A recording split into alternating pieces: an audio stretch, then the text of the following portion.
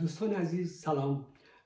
طوری که اطلاع دارید معلوم شدن هزاران دختر هموطن ما از حق طبیعی آموزش و پرورش باعث شده که باعث تأثیر همه ما شما در هر جا که هستیم شده و ما دیدیم که در ماهای اخیر تعداد زیادی از هموطنان ما مراتب تأثیرشان را به این مناسبت از طرق مختلف ابراز کردن. ما هم به این مناسبت قطع شعر سرودیم به زبان پشتو که ما میخوایم این را خدمت شما تقدیم بکنم. دوستان دیده شعر سرخط دزدکل ضرورت. پو هستکل هر انسان لره نعمت ده. پو هستکل هر انسان لره نعمت ده. به تعلیم جن پده اثر زلت ده. دا دنیا چه دی پلاو ترسی دله.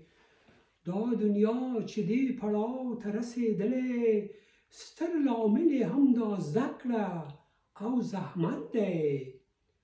الوتکه چنین الوزی هواته. الوتکه چنین الوزی هواته. دا د علم او د پوهې حقانیت دی. دا موبایل چې ټول نړۍ یې نښلولی. دا موبایل چې ټول نړۍ یې نښلولی. دا پیری نه ده د ساینس همدا حکمت دی. نن بشر چې کائنات خواته درومي.